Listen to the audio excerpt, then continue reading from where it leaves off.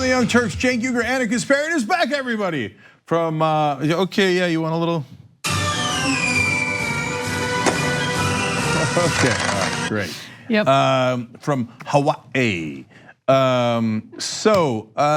have a million announcements and we have a million stories. Welcome to the Young Turks. That's usually how we roll. It is, of course, the day before the election, and I have to tell you, I'm feeling two things right now. One is nervous, and the other is angry. And the anger is about the cheating that the Republicans are currently doing right now as we speak.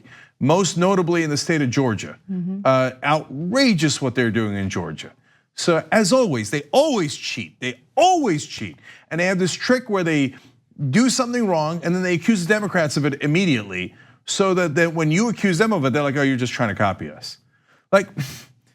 And I'll tell you more about those tricks when we get to that story a little bit. Brian Kemp, one of the worst guys in the country, one of the worst politicians, and he's cheating in 4 different ways in an incredibly tight election in Georgia. If you know anyone in Georgia, you got to get them motivated to go vote against Brian Kemp. It's not just that he's a bad guy and we don't agree with him on policies. If you allow guys like that, they ruin our democracy. He's a rampant cheater, and if he's the governor, God knows how else he's gonna cheat. Okay, so also potential cheating in Texas and Kansas. And then of course, not only does the press call it 50-50, but usually they just repeat Republican talking points, and it's impotent Democrats never accuse the Republicans of actually cheating, which is what they do. So I'll get to that. As you can tell, I'm worked up today. There's a day before the election. My God, right now in the Senate races, there's so many that are right on the edge, but particularly Missouri, Nevada, and Indiana. Couple of votes can make the difference in all those states, in those 3 states, let alone all the others. So look, do I like those? And Arizona, that's 4 states, razor thin, right? So do I like those candidates? I can't stand Joe Donnelly, I can't stand Kyrsten Sinema. You got to go vote for them. And I'll tell you, look, I told you a million times, primaries, I wish we had great progressive candidates in there. But you cannot let those Republicans control the Senate. If they control the Senate, look, I wrote an op-ed today, tyt.com/stories. They're here, the fascists are here, okay? We're gonna talk about it right in the beginning. 4 different right-wing terrorist attacks in the last 2 weeks. So Anna, you weren't on the show on Friday. We're talking about the caravan, and I think it was Brooke who said, hey, maybe we should help the caravan, because Ted Cruz had made up a lie about how Beto O'Rourke was funding the caravan, right? And she's like, but maybe we should, like, not fund it to bring it here, but I mean, those are some of the poorest, most downtrodden people on the planet. Maybe we should send them blankets, etc. But if we did, there's a great chance that somebody would send a bomb here. That's the state of the country. You know, look, we didn't talk about it, but Francis Maxwell does the breakdown for us. Caesar, the guy who sent all the bombs, Soyak or something? Soyak, right, thank you. Francis was one of his top targets on Twitter, constantly attacking him. Sent like a decapitated goat's head to a picture to him on Twitter, right? So they're fascist and they're here. They chanted, the Jews will not replace us. And the president said there are good people on that side. He said there are good people on that side. And he's out there encouraging violence today. Today, we got that in the story, right? And then somebody went and then they murdered someone in Charlottesville, and he said there are good people on the Nazi side who chanted blood and soil and the Jews will not replace us. Then they went and shot 11 people in a synagogue in Pittsburgh. And we're supposed to just be calm, and we're, like they say, the press is too tough. I mean, read my editorial. Press is not nearly tough enough on them. Okay, you can tell, man, I'm agitated. All right, now, look, let me move on to some good news, and then we'll get to the actual stories here that got me worked up. So I got a special announcement for you guys in the special election coverage tonight. So that's 8 o'clock to 11 o'clock Eastern tonight. We're gonna preview a lot of those elections. We're gonna talk more about what I mean by the cheating, what I mean by how close the races are. We're gonna have a bunch of great folks join us. Ben's gonna be here, Anna, John, but also we got some special guests. Omar Benson Miller, Tommy Chong, Rosanna Arquette, Rob Hubel, They're all coming into the studio and helping to get out the vote for us and tell you about those important elections that are coming up. That's tonight. 8 o'clock to 11 o'clock after this main show, okay?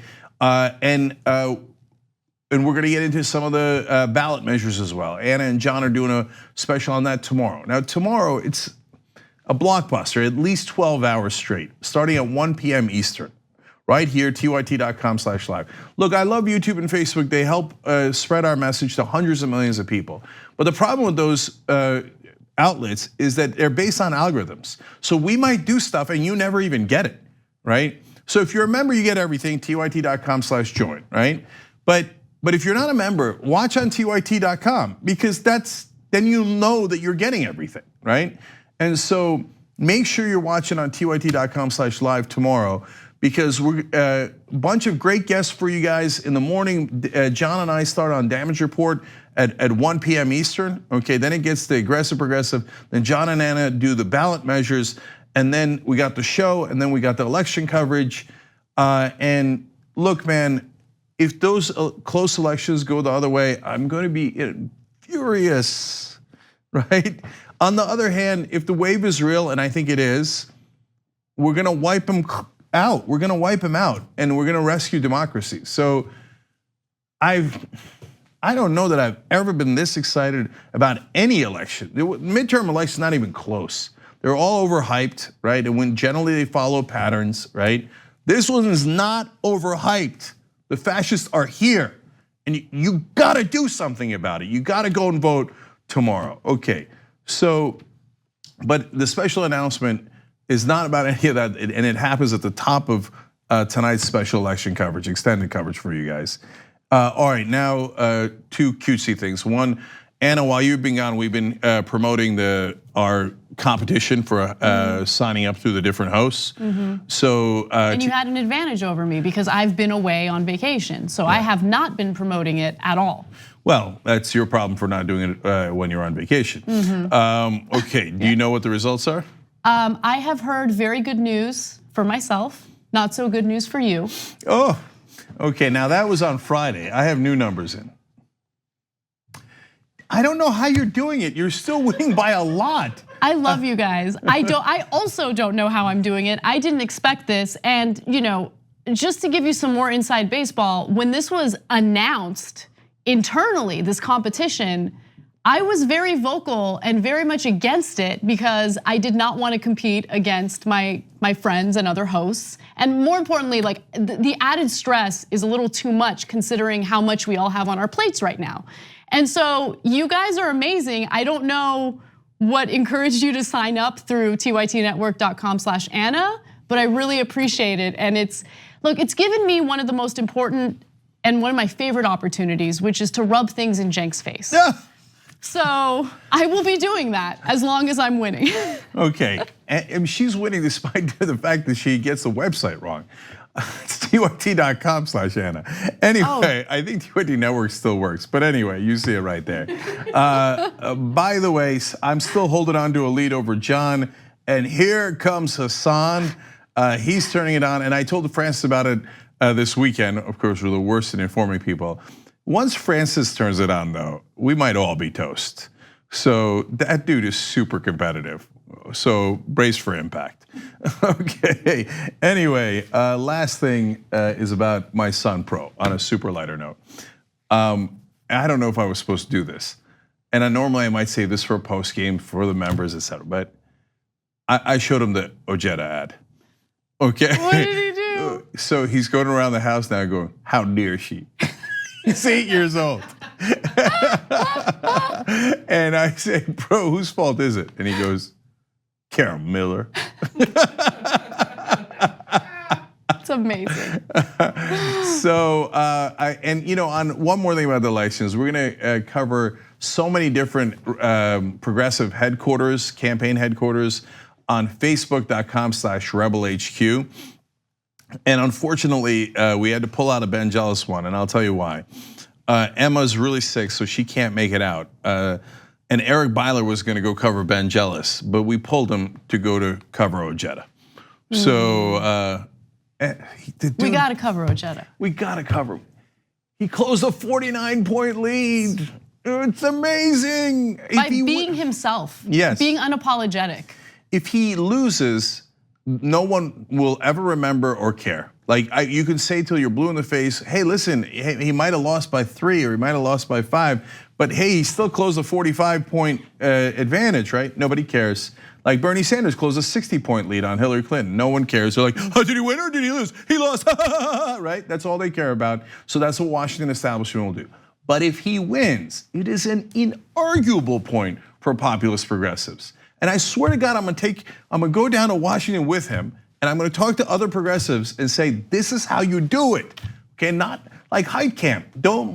North Dakota, it's gone. We're a day before the election. She's down 12 points. Whoa. Right. Oh, hey, she was a brilliant idea. She had this great idea. She'll run as Republican light and she'll kiss bankers' asses. Yeah, that plays well in North Dakota. What a stupid strategy that was. So that race is gone, okay? Go out and vote in North Dakota just in case there's a giant wave, okay? But she blew it, and Donnelly should be way ahead. McCaskill should be ahead. Rosen should be way ahead in Nevada. Hillary won Nevada. What the hell is Rosen doing tied in Nevada? Why? She decided she's gonna run a pro-corporate campaign. So, God, they endanger our democracy because of their corruption. Anyway, but the Republicans, as usual, are legendarily worse. Okay. Woo! Yeah. Okay, that's what I gotta say to that. It's good to be back. That's right. All right. All right, you know what? Let me give you one last piece of good news. Do you, boo? All right, I'm on a roll. Okay, you guys gotta know the election's tomorrow. I think the good news, Trump has broken a record for lowest approval rating by a president heading into a midterm election. Okay, so he's at 39%. And look, some folks, some of the party's leads got wiped out with bad approval ratings for a president, including Obama. Obama was at 46% when the Democrats famously got shellacked by the Republicans. He was at 46% and they got destroyed. Trump's at 39%. He's at 39%. They should be destroyed tomorrow.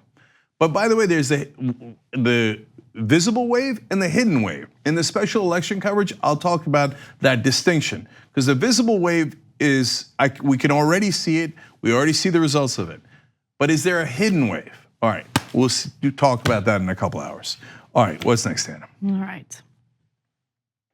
Last Friday evening, there was a shooting in a yoga studio. And what we know about the shooter so far is that he was apparently a right-winger, possibly a member of the incel community, meaning that he was involuntarily celibate. And unfortunately, this shooting did lead to the deaths of 2 individuals. So this gunman opened fire inside the yoga studio in Tallahassee, Florida, and shot 6 women. He also pistol whipped a man in the studio as well. He killed 2 people, including a doctor and a college student, before eventually turning his gun on himself. In regard to the man that he pistol whipped, the reason why he did that was because when his gun jammed, the man took a broomstick and started attacking the shooter in an effort to get him to stop or to leave. And unfortunately, he was attacked by getting pistol whipped as a result of that. Now, what we know about the shooter is as follows.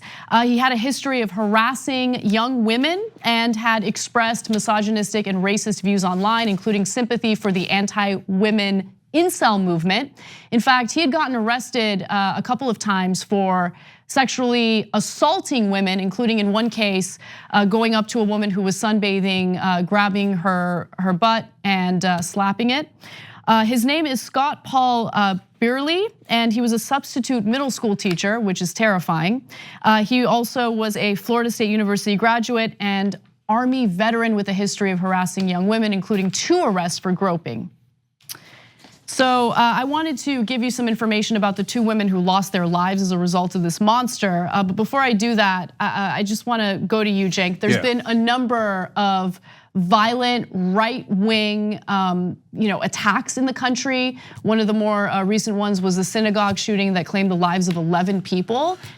Yeah. And it's right-wing violence that has gone ignored and has been encouraged by our president over and over again. Okay, so that's 4 right-wing terrorist attacks in the last 2 weeks. That's it, last 2 weeks, 4 right-wing attacks.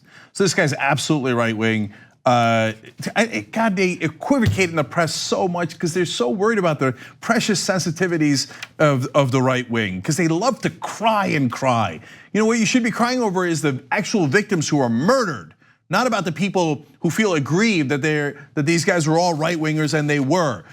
He not only hated feminism, he attacked the left wing nonstop. He also was deeply racist, and he talked about how women who were in interracial relationships had basically betrayed, quote, their blood. Okay. And so he was part of the FSU College Republicans. It was the only other group he was part of was called, quote, "We Are Conservatives." Gee, I wonder which side he was on. I can't quite tell. I don't know, Cenk. We don't want to share any opinions here. We want to stick to the facts by not reporting the facts, right? Yeah. So the other right-wing terrorists, obviously, the guy who sent the bombs to all the liberals and Democrats, the guy who shot up the synagogue in Pittsburgh, that guy thought Trump wasn't right-wing enough. So sometimes they shade it by saying he was against Trump. No, he loved what Trump was doing, but thought he wasn't extreme enough, that he needed to hate Jews just a little more, right? It's not like he was against Trump because he's a left winger. No, he was extreme right wing, right? And now, of course, these are all shooters and bombers, et cetera. So by definition, they're extreme right wing. And so by definition, they're extreme and they are part of the right wing. So, and then if you haven't heard of this, in Kentucky, a guy went to shoot black people in a church. The church was locked, so he went to a Kroger and shot 2 African Americans dead while yelling things about white supremacy. So also right wing, that's 4 in just 2 weeks. And they say, oh, but the left wing is sometimes too loud when they're talking to Mitch McConnell.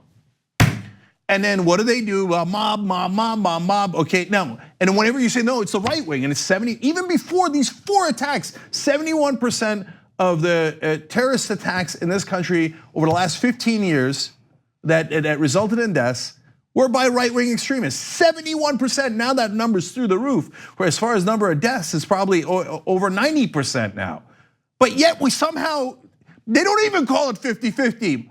The press regurgitates right-wing crap nonstop. And so now why do I care that it's right-wing? God, they're here, man. This is terrorism. They terrorize you and they intimidate you. So now, if, for example, you wanted to help the people in the caravan, we talked about it on Friday's show. If you wanted to send aid to those people because they're the most downtrodden people in the world, not that necessarily to come here, but my God, they need blankets, they need food, et cetera, right? They're dirt poor, and they're running from violence. If you wanted to help them, one of these guys might send a bomb to your house. Well, that's how fascism takes hold. That when you try to do good for other people, when you stick up for other people, they terrorize you with violence. The Klan did it in this country earlier, unfortunately to great effect. They terrorized anyone who might want to even help African Americans in this country. And they did the lynchings and they said, know your place. And here we are again, a day before an election, and it's nonstop right-wing terrorist attacks. And so this guy, total goddamn loser. Now I don't say that because he wasn't getting women. Look, the whole incel community, God, you guys are so stupid. What is that name? Involuntarily celibate. Yeah, I got news for you. We were all involuntarily celibate. It's not like people volunteered for it when we were growing up. You think my celibacy when I was in high school and large parts of college were because I volunteered for it? No, we couldn't. Okay, we've all been there, man. We've all been there. That doesn't mean you go murder women. You're not a loser because you can't get women. We've all been there, right? Almost all of us. You're a loser if you can't get women or any other thing that's wrong in your life and you blame others for it. And then you attack them and you murder them. That's what makes you a loser. Just quickly going back to the way the press covers this type of violent, these types of violent events. It's always really fascinating to me who the press is comfortable calling entitled and uncomfortable calling entitled. So the incel community, particularly guys like Scott Burley, who goes into a yoga studio and murders people because he can't get laid, he thinks he's entitled to women having sex with him, even though he won't take responsibility for his flaws, for what he can improve, those types of things.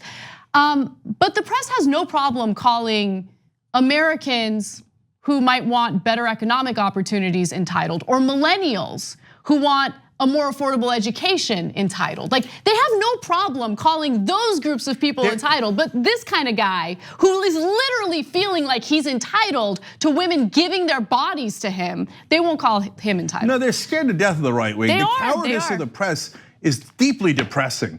So, I mean, you order an avocado toast, they're gonna call you entitled. These guys go murder people because they're saying, what, I should have all the women. And the blacks shouldn't have the women, I should have them. I'm entitled to women. Oh my God, I'm involuntarily celibate. When in reality, of course, they should all come to me.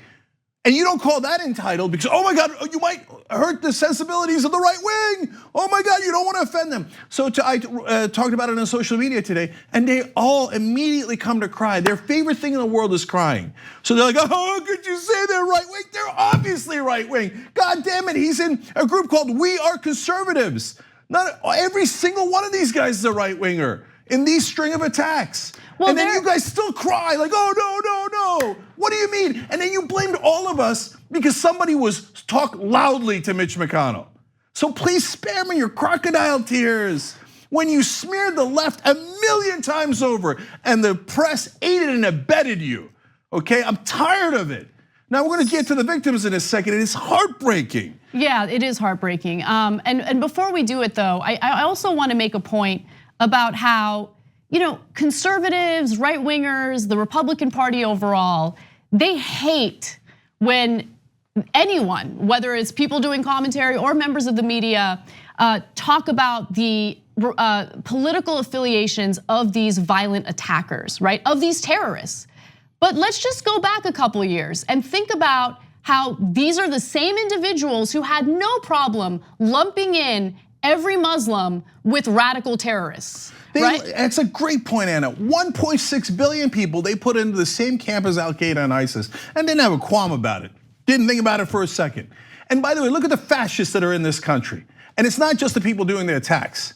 What did they do? First, they isolated one religion and said, well, no, but they had it coming for their actions. And they judged 1.6 billion people based on the actions of a tiny percentage, right? And then when you turn around and you go, but wait a minute, guys, Trump is cutting the Department of Homeland Security budget for looking into right-wing extremists. And so I'm not doing it to blame all right-wingers, and I'm not doing it to blame all white people. It would be preposterous, right?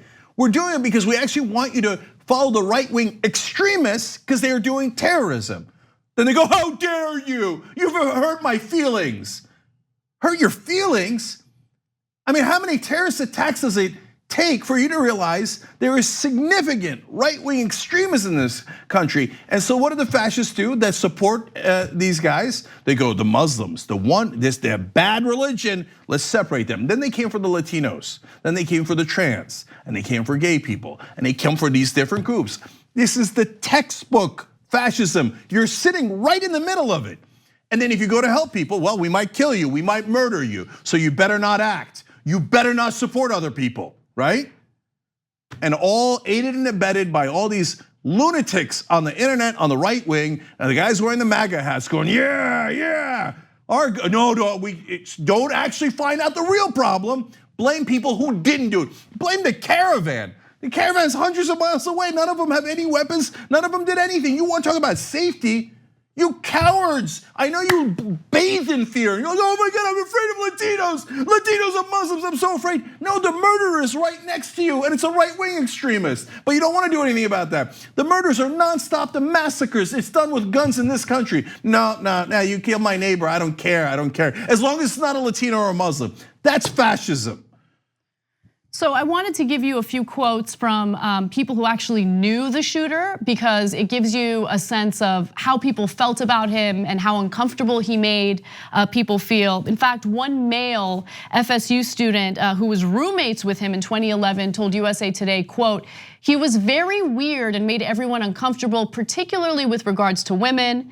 And that was a common theme among everyone who was quoted in various articles, people who knew him, people who had interacted with him. There was one woman who was sexually assaulted by him and she did not report it to the cops, and now she feels, and she shouldn't, but she feels a great deal of remorse and regret because she thinks maybe if I had reported it and he got arrested, this shooting wouldn't happen. But I do want to talk about the women who lost their lives. One of those women was Dr. Van Vessem. She was a well-respected chief medical director for Capital Health Plan and also a faculty member at the nearby Florida State University. And there's a photo of her. So unfortunately, she lost her life at the hands of this terrorist.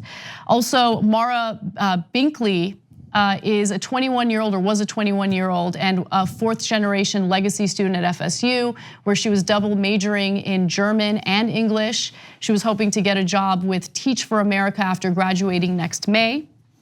So I read the stories of, they talked to her dad. Imagine, man. And they had to tell him, oh, your daughter was gunned down by a guy who was bitter that he couldn't get dates.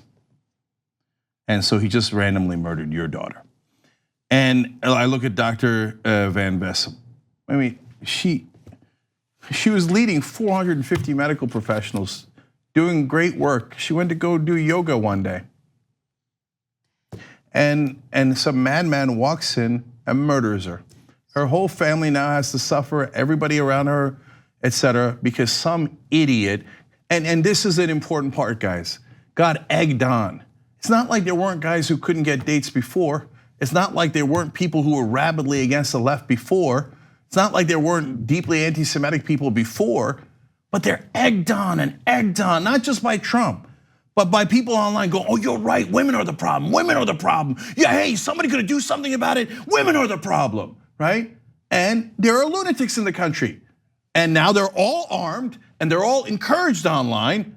Yeah. And so now he goes in and goes, oh great, I'll murder this doctor and this poor girl. And there's 4 other people that got hurt, and then the guy who also got hurt, the 4 were shot. 2 of them are still in the hospital. The others are out, 2 still in the hospital. We hope to God they're okay. All gunned down because people online are like, oh, you're right, man. It's not you. I mean, get a load of the right wing that pretends that they care about personal responsibility. It isn't never your fault.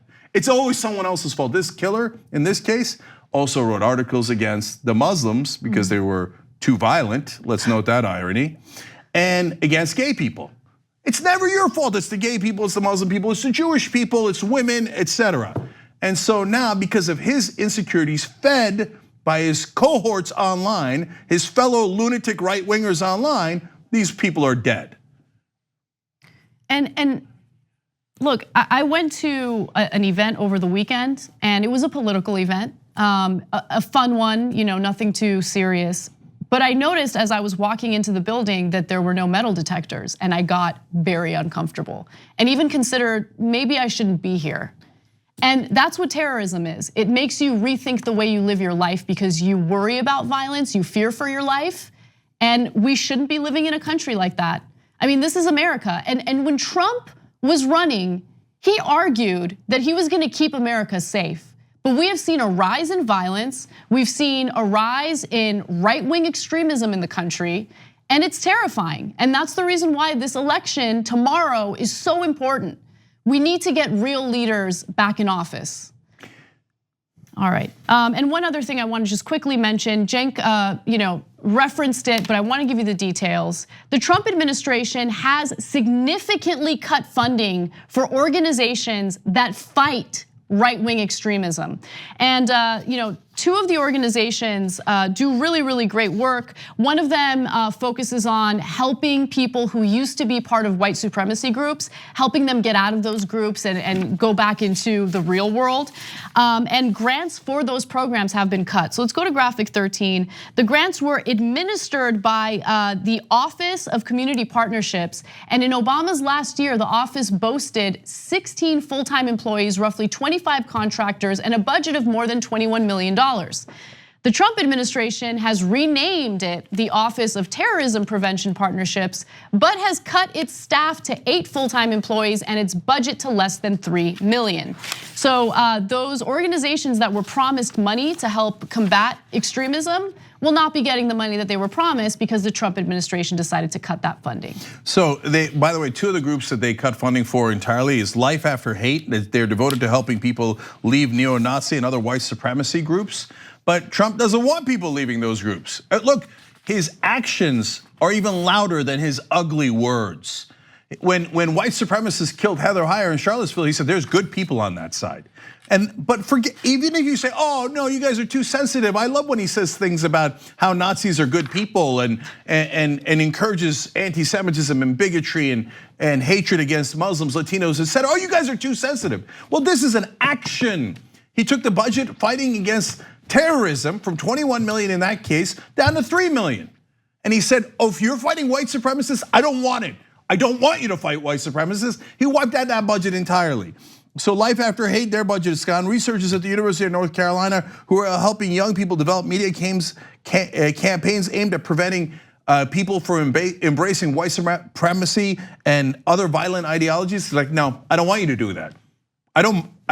His actions speak louder than words. Apparently he doesn't mind if you join white supremacists and neo-Nazi groups because he just wiped out the budget that would prevent that. So. And if you want to argue, there's one other thing I want to say, but go ahead. But if you want to argue that, hey, he's just trying to save money, taxpayer money. First of all, this is not where you'd want to, shortchange any program, especially right now with all the extremism and violence we're seeing in the country. But more importantly, he's fighting tooth and nail for $11 billion for a border wall that's not even going to work, right? Yeah, guess what, Trump? The danger is not outside the wall. The danger is here, inside. And it's by your people, right-wing extremists that you encourage daily. He called for violence. Trump called for violence again today, a day before the election. All right, one more thing. By the way, to buttress Anna's point, this is from the Department of Homeland Security. But did he cut Department of Homeland Security for budget reasons? No. He actually increased their budget by 7% in his first budget and 4% in his second budget. So he said, increase Department of Homeland Security, but cut the part of the Department of Homeland Security that fights against white supremacists and Nazis. How's that for a decision? By the way, who's the person who is inside that group and partly leading this effort? That's the second point I wanted to make. Sebastian Gorka's wife. Now I say Sebastian Gorka's wife, she's actually worse than him, only because you might know Sebastian through television and she's not on TV as much. But she's a more important and vile creature. Her name is Catherine Gorka. She has proposed, she's helped to cut the funding to fight Nazis. Her idea instead was, let's close down some mosques in America. And let's close down Al Jazeera in America. So you're gonna fight against places of worship and media, but not fight against the actual terrorists. Oh, Nazis, not a big deal. But let's go close down random mosques. That's who these people are. And she's still an advisor to the Secretary of Homeland Security. She's in the government, making sure that we don't fight against Nazis. That's what the Trump administration is. Wake up. You think the press is tough on him? Not nearly tough enough. If you knew the facts, if they shared the facts with you guys, you'd realize the guy, of course he's a white supremacist. He says it every day and then he acts on it. He encourages them daily and will not spend money to fight against them. Guy's a goddamn monster. We got to take a break. When we come back, we will discuss the more recent way that Trump has encouraged violence and also how militia groups, civilian militia groups are going to the border fully armed. That'll turn out great. All right, we'll talk about that when we come back. We hope you're enjoying this free clip from the Young Turks. If you want to get the whole show and more exclusive content while supporting independent media, become a member at tyt.com/join today. In the meantime, enjoy this free segment. All right, back on the Young Turks, Cenk and Anna with you guys. All right, bunch of comments. First member section, Yabby Marita writes in, if Ojeda wins, establishment Dems will still find a way to say he is, quote, unrealistic, despite the fact that he literally won a seat they decided was unwinnable. Of course they will. You're 100% right, Gabby. Doesn't matter. We don't need them. We just need to primary them. Ruth, the dog-faced girl, says, thank you for covering the yoga killing. Sometimes I think that hate crimes against women get overlooked because it is so ingrained in our society. But you know what? That Kroger shooting at Kentucky was also overlooked. And it's just like we've gotten used to it. Like, oh yeah, and the press won't call it what it is because they're so afraid of being called liberal. And so that guy shouting racial stuff with another right winger. Oh no! What if they say we're liberal? God, I'm so frustrated. All right, Eclectic Miscellanea on Twitter says, who would have thought that 2 years ago that we'd be talking about multiple domestic terror attacks by fascists in America on the eve of an election? I knew Trump was going to be bad, but never expected it would get to this point. Right. Here we are, but it's the slowly boiling frog, you know? Oh yeah, he says something crazy, he says something funny, he says something terrible. Oh, he says something violent, terrible, crazy, violent, etc. Oh, the bombing started, and then the people getting beat up in the streets. But they blamed a group called Antifa. What does that stand for? The anti-fascists. Why? They threw a water bottle, or they did this, or they did that process. The real problem is anti-fascist, not the fascists.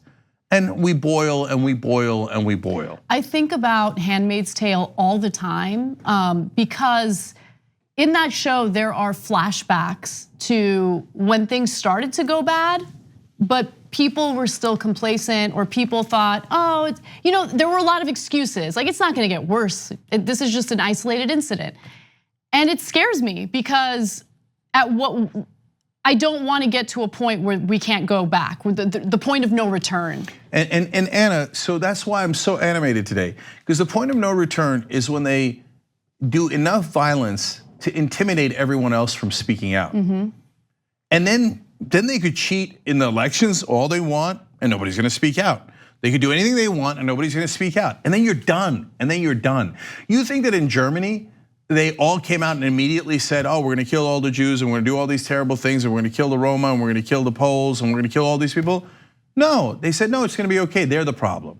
The ones fighting us are the violent ones. They're the terrorists. They're the ones we have to attack. And remember, it's the bad guys. It's the Jews. It's these guys. They're the ones that secretly control everything. Well, it's actually not an analogy. They literally say George Soros controls everything now, and he's the one we have to attack. They went how quickly did they go from Muslims to Jews? In under 2 years, right? Yeah. And here we are. And nobody will say the emperor has no clothes, or in this case, that the emperor is a fascist. And he is. So you think he gives a damn about democracy? He'd end it in 1 second flat. 1 second flat. All he cares about is power. He's a megalomaniac. Okay, I can go on and on. All right, 21 Lori in YouTube super chat says, I'm in Jersey. No one I know is excited about Menendez. I'm so upset that Dems did not push him out. If you're a progressive, they'll push you out in a second. You're a corrupt establishment politician like Menendez, they're like, oh great, they're spending now millions of dollars more. They're taking away from tight races in other places to put into Menendez's race. Because there's some chance he'll lose New Jersey in a blue wave year. No, God forbid you should put a progressive in there. Let's just put a guy that is actually corrupt as our candidate in New Jersey. That's the only way you can lose that seat.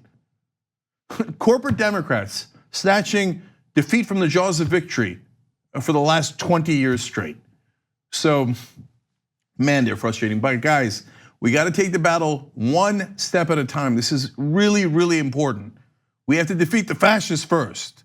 Then we'll move on to the establishment and the primaries. And believe me, 2019 and 2020, there will be an unbelievable amount of political fighting within the left and the Democratic Party. All this kumbaya crap is not gonna hold for a second. The minute these elections are over, they're gonna attack us viciously, okay? And I'm ready for that. But we gotta take out the fascists first. That is the immediate threat.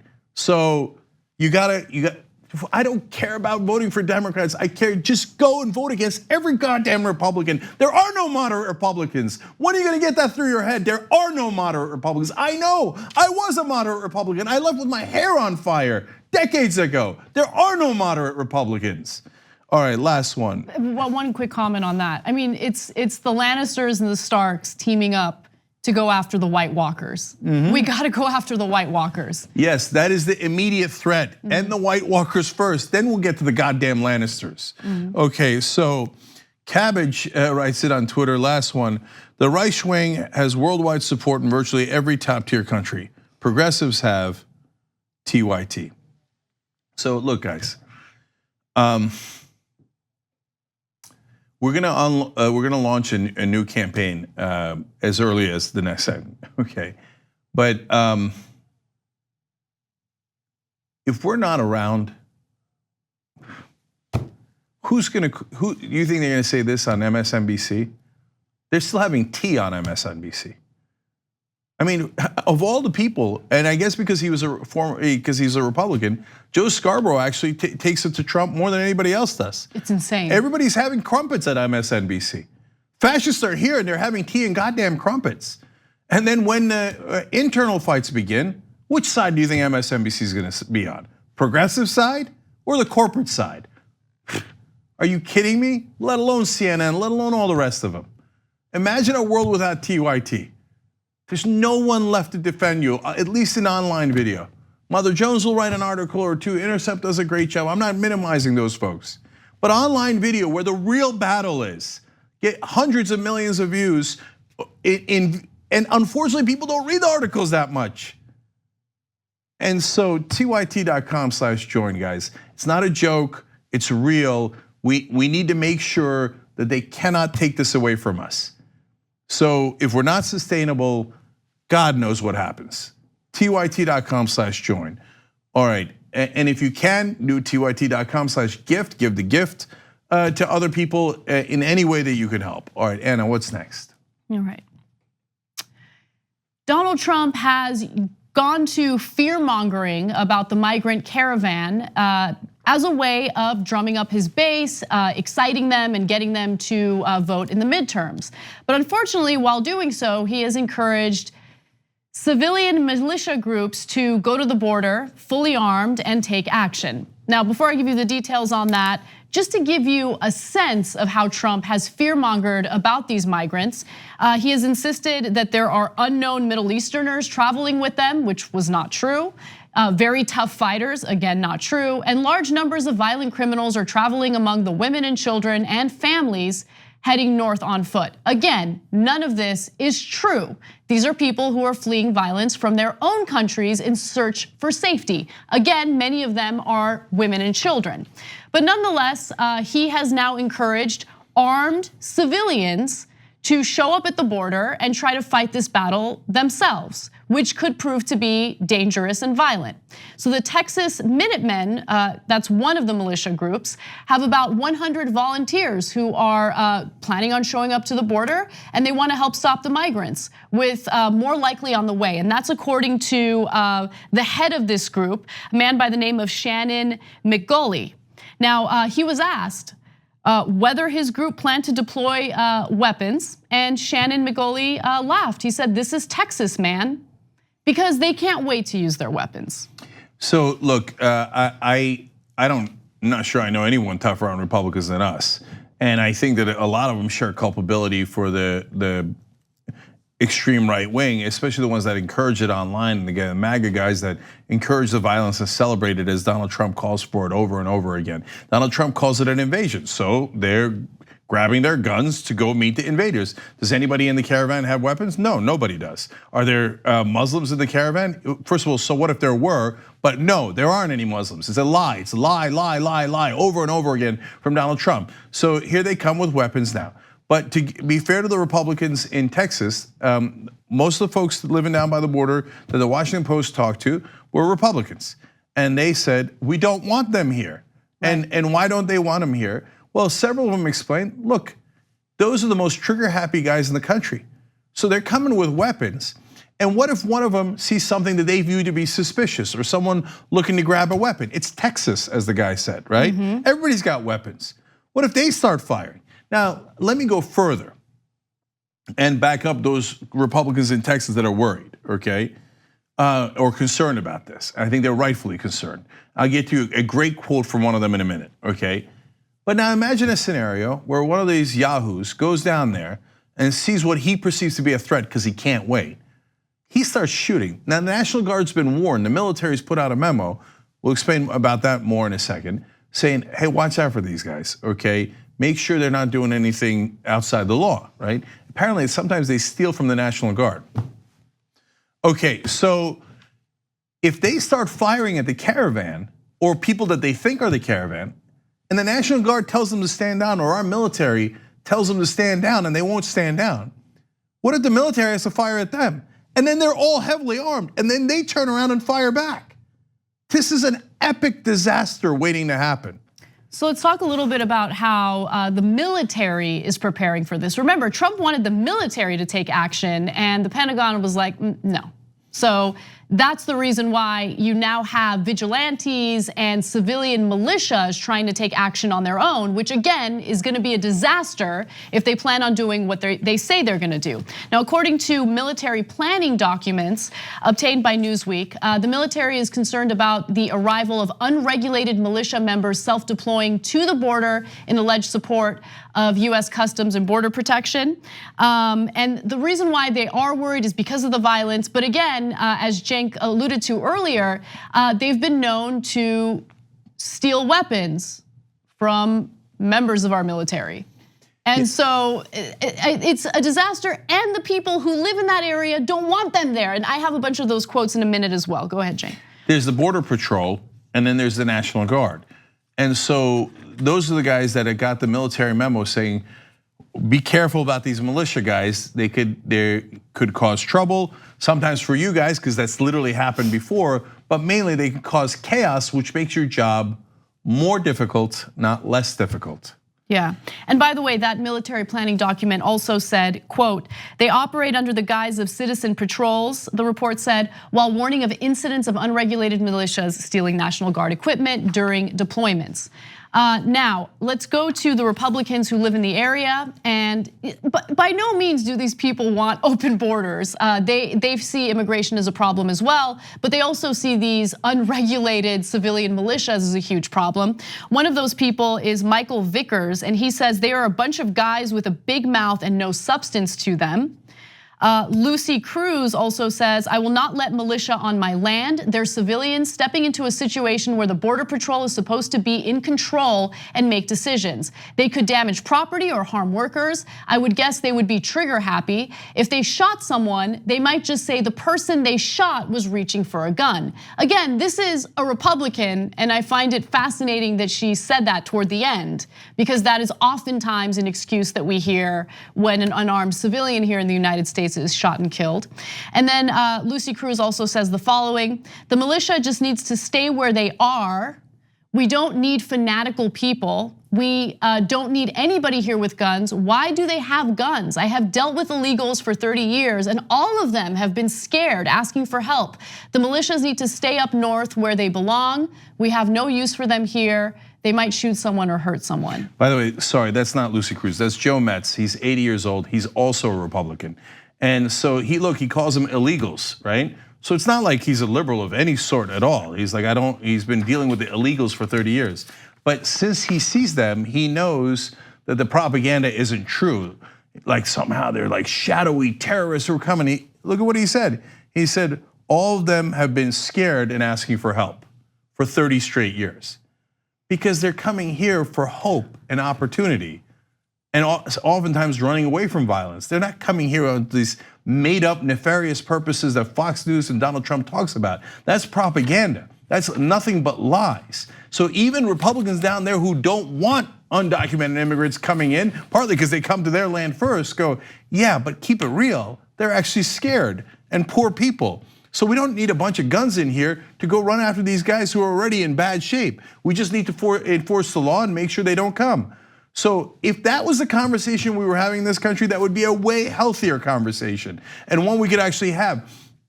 Let's treat people humanely, but enforce our law. But no, whenever it's the right wing, they can't help themselves. So they grabbed their weapons. Some of them are heading down there. The others are reasonable. But overall, the party, and led by Donald Trump, is not on the side of reason. It's on the side of encouraging people to take violent action themselves because the invaders are on their way, filled with terrorists and violent criminals, all based on lies. We have to take a break. When we come back, Donald Trump calls for violence against groups who protest him. And later on, we will talk about the story that has enraged everyone, but especially Cenk, regarding Brian Kemp and his accusations against Democrats in the state of Georgia. We have some announcements when we come back too, but that Kemp story, there's two angles to it about how he's cheating. That is just outrageous, outrageous. We'll do that when we return.